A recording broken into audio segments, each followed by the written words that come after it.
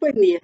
Mis compañeros y yo hemos preparado un documento para hablar de la necesidad de una nueva revisión a la Ley Federal del Trabajo para incluir grupos vulnerables no considerados en la reforma de 2012. Como todos sabemos, en dicha reforma se agregó el capítulo 13 que habla del trabajo de los mineros. Esto a raíz de la tragedia que vivieron 65 mineros en la mina de carbón de Pasta de Conchos en Nueva Rosita, Coahuila. Hemos considerado que es debidamente necesario incluir en una nueva reforma de la Ley del Trabajo a las madres trabajadoras, aquellas mujeres que con tal de no descuidar a sus hijos, quieren trabajar solo media jornada, pero en México no se da. ¿Sí? Estudiantes, como docentes universitarios que somos, hemos visto infinidad de veces cómo muchos jóvenes tienen que trabajar para poder salir adelante con su carrera. Entonces, como no consiguen trabajar media jornada, pues tienen que trabajarla completa. Y llegan entonces cansados, desvelados, hambrientos, etcétera. Muchas veces ellos se tienen que dar de baja o pues seguir como puedan, ¿sí? Para con tal de terminar con su carrera. Los recién egresados también consideramos un grupo a los que se debería de considerar la experiencia que obtienen en sus prácticas profesionales y en su servicio social como experiencia para poder entrar a un trabajo afín a su disciplina. Finalmente, las personas con discapacidad, el cual consideramos el grupo más vulnerable, precisamente porque no se les da la oportunidad. ¿Sí? Bueno, dice el artículo 3 de la Ley Federal del Trabajo que el trabajo es un derecho y un deber sociales, no es artículo de comercio. ¿Sí? Y que no podrán establecerse condiciones que impliquen discriminación entre los trabajadores por motivos de origen étnico o nacional, género, edad o discapacidad. Es lo que dice este artículo. Como complemento, el artículo 1 de la Declaración Universal de los Derechos Humanos nos dice que todos los seres humanos nacen libres e iguales en dignidad y en derechos, y dotados como están de razón y de conciencia, debemos comportarnos fraternalmente los unos con los otros.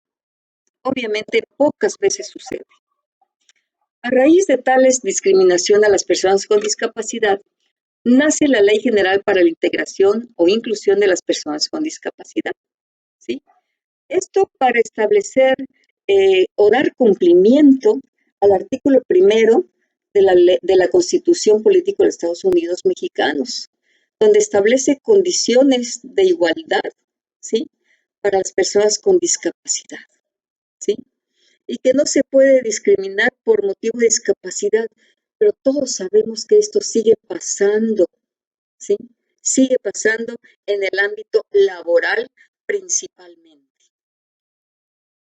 En la misma ley de inclusión, en el artículo 11 nos dice que la Secretaría de Trabajo y Previsión Social promoverá el derecho al trabajo y empleo de las personas con discapacidad en igualdad de oportunidades y equidad, que les otorgue certeza en su desarrollo personal, social y laboral. Y para tal efecto realizará las siguientes acciones, como prohibir cualquier tipo de discriminación por motivo de discapacidad. Esto sí lo ha cumplido la Secretaría de Trabajo y Previsión Social, ¿sí? Pero falta elevar, ¿sí? Este ordenamiento a la Ley Federal del Trabajo para que se acate, ¿sí? En una entrevista que realizaron 20 de nuestros alumnos a 20 empleadores, ¿sí? 17 de ellos decían que no contratarían a personas con discapacidad, ¿sí? Algunos dijeron sí, muy pocos. Uno dijo que depende de qué, bueno, del tipo de discapacidad que presentara la persona.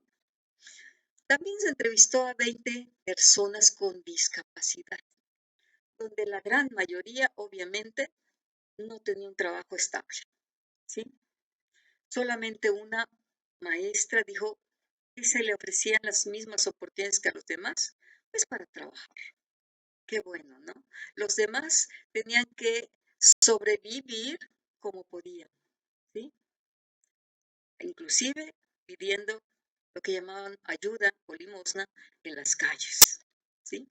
Lo que no saben muchos empleadores y que deberían saber es que la ley del impuesto sobre la renta, la ley del seguro social y la propia Secretaría de Hacienda y Crédito Público tienen diversos estímulos fiscales para empleadores que contraten personas con discapacidad, ¿sí?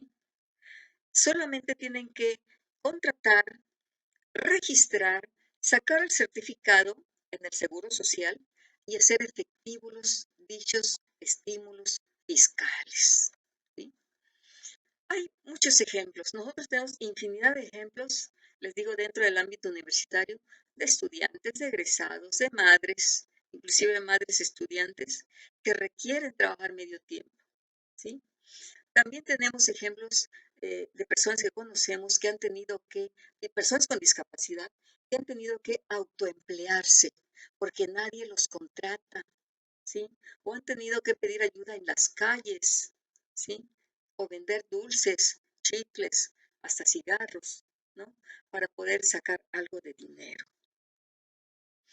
Estas propuestas queremos que, o proponemos, ¿sí? Que sean incluidas como grupos vulnerables en una próxima reforma de la Ley Federal del Trabajo, dentro del capítulo sexto referente a trabajos especiales, del trabajo de medio tiempo para estudiantes, del trabajo de medio tiempo para las madres, del trabajo para egresados universitarios y el trabajo para personas con discapacidad, ¿sí? Porque más que nada ellos son los que han sido excluidos, ¿sí? En el ámbito laboral. El trabajo, repetimos, que es un derecho y un deber sociales. Es también un derecho humano y legítimo, ¿sí? Donde las personas vulnerables se les tienen una oportunidad, ¿sí? Digna y satisfactoria para ellos mismos y para su familia. Estas son las referencias bibliográficas. Les agradezco y les invito a pensar en analizar, ¿sí? Este tipo de grupos vulnerables que hemos propuesto, donde principalmente, como hemos repetido, eh, los grupos, el grupo más vulnerable son las personas con discapacidad. Gracias a todos.